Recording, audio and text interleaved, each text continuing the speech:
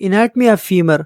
Femur को ताई bone भी कहा जाता है। ये हमारी बॉडी की सबसे लॉन्गेस्ट, स्ट्रॉन्गेस्ट और हेवीएस्ट बोन है। अगर आप मेडिकल स्टूडेंट है या किसी एग्जाम की तैयारी कर रहे हैं तो ये लेक्चर आपके लिए है, इन तक लाजमी देखिएगा। सबसे पहले बात करते हैं ओरिएंटेशन की, यानी अगर वाइवा एग्जाम में एग्जामिनर आपके हाथ में फीमर थमा देता है और पूछता है बताओ ये लेफ्ट पैर का बोन है या राइट पैर का। डोंट पैनिक, सिर्फ 3 रूल्स याद रखिए और आप कभी भी गलत आंसर नहीं देंगे। रूल नंबर 1, इसका जो ये स्मूथ राउंड हेड है ये हमेशा अंदर की तरफ यानी मीडियली पॉइंट करेगा ताकि पेल्विस के साथ जुड़ सके। रूल नंबर 2, इसका जो स्मूथ फ्रंट एरिया है जहां आपकी नी कैप यानी पेटेला आती है वो हमेशा आगे यानी इंटीरियर की तरफ रहेगा। रूल नंबर 3, इसके पीछे जो एक लंबी रफ लाइन होती है जिसको हम बोलते हैं लीनिया एस्पेरा, ये हमेशा पीछे यानी पोस्टीरियर साइड पर होगी। इन 3 रूल्स को फॉलो करें और आप कभी भी गलती नहीं करेंगे। आसानी से समझने के लिए फीमर को हम 3 पार्ट्स में डिवाइड कर सकते हैं, proximal and, the shaft and distal end. सबसे पहले स्टार्ट लेते हैं प्रोक्सिमल एंड से। ये फीमर बोन का सबसे ऊपर वाला हिस्सा है जो हिप के सबसे करीब होता है। चलिए अब फीमर के टॉप हिस्से यानी प्रोक्सिमल एंड को जूम इन करते हैं। ये जो राउंड बाल जैसा स्ट्रक्चर है इसको हेड कहते हैं और ये हिप बोन की एसेटाबुलम में फिट होता है और हिप जॉइंट बनाता है। इसके सेंटर में एक छोटा सा गड़ा होता है जिसे हम कहते हैं फोया कैपेटस। यह एक छोटी सी ब्लड विसल होती है जो हेड को ब्लड सप्लाई करती है। हेड के बिल्कुल नीचे फीमर की निक होती है। ये बॉडी वेट को हेड से शाफ्ट तक ट्रांसफर करती है। ये तकरीबन 125 डिग्री एंगल पर होता है और ये जगह फीमर का सबसे कमजोर पॉइंट है। इसके बारे में क्लिनिकल पॉइंट आगे बताऊंगा।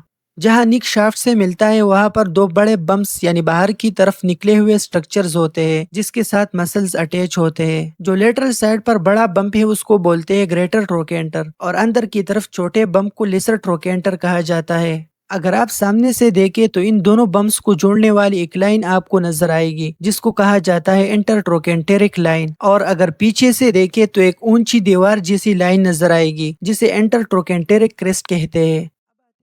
अब आते हैं बोन की दरमियानी हिस्से पर जिसे हम शाफ्ट या डायपाइसिस कहते हैं। आगे से देखने पर ये शाफ्ट बिल्कुल स्मूथ है और थोड़ी सी आगे की तरफ मुड़ी हुई है। ये मुड़ा हुआ स्ट्रक्चर इसीलिए है ताकि जब आप जंप लगाए या भागे तो ये स्प्रिंग की तरह शॉक एब्जॉर्ब कर सके। लेकिन असली गेम इसके पीछे है। पीछे आप एक लंबी रफ दीवार जैसे लाइन देखेंगे, इसे कहते हैं लीनिया एस्पेरा। ये एक लैटिन नेम है जिसका मतलब है रफ लाइन। ये बहुत इंपॉर्टेंट है क्योंकि यहाँ पर आपकी ताई की हेवी मसल्स अटैच होती है। अब इस लाइन का रास्ता देखे, ये लाइन ऊपर जाकर फैल जाती है और ग्लूटियल ट्यूबरोसिटी बनाती है। यह आपकी हिप का सबसे बड़ा मसल यानी ग्लूटियल मैक्सिमस आकर जुड़ता है। नीचे की तरफ जाकर ये लाइन 2 हिस्सों में स्प्लिट हो जाता है और इसके बीच में एक ट्राइंगल जैसा एरिया बनता है। इसे पॉप्लिटियल सरफेस कहते हैं और ये आपके घुटने का ठीक पीछे वाला हिस्सा होता है। अब पहुंचते हैं फीमर की सबसे आखिरी हिस्से पर यानी डिस्टल एंड, जो हमारा नी जॉइंट बनाता है। यह फीमर की चौड़ाई थोड़ा ज्यादा हो जाती है ताकि ऊपर की वेट को नीचे बराबर डिवाइड कर सके। यहाँ पर 4 चीजें सबसे इम्पोर्टेंट है: the condyles, epicondyles, the patellar surface and intercondylar fossa. सबसे पहले कॉन्डाइल्स को समझते हैं। नीचे आपको 2 बड़े स्मूथ और गोल स्ट्रक्चर्स दिखाई देंगे, मीडियल कॉन्डाइल जो अंदर की तरफ है और लेटरल कॉन्डाइल जो बाहर की तरफ है। ये दोनों डायरेक्ट आपकी टिबिया के ऊपर आकर टिकती है। इपिकॉन्डाइल्स, इन्हीं कॉन्डाइल के ऊपर बम्प्स यानी निकले हुए स्ट्रक्चर्स होते हैं जिन्हें हम इपिकॉन्डाइल्स कहते हैं। ये इपिकॉन्डाइल जॉइंट बनाने में हिस्सा नहीं लेती। इनका काम सिर्फ घुटने की मजबूत लिगामेंट्स जैसे medial collateral ligament and lateral collateral ligament को मजबूती से पकड़कर रखना है। द पेटिलर सरफेस, अगर आप सामने से देखें तो दोनों कॉन्डाइल्स के बीच एक स्मूथ रास्ता है। ये पेटिला बोन के लिए बना है जहां वो स्मूथली ऊपर नीचे जा सकता है। इंटरकॉन्डिलर फोसा, अगर आप पीछे से देखें तो आपको दोनों कॉन्डाइल्स के बीच एक गहरी काई या नोच नजर आएगी। इसे कहते हैं इंटरकॉन्डिलर फोसा। इसी खाली जगह के अंदर घुटने का सबसे मशहूर और वीआईपी लिगामेंट्स छुपी होती है यानी एंटीरियर क्रूशिएट लिगामेंट और पोस्टीरियर क्रूशिएट लिगामेंट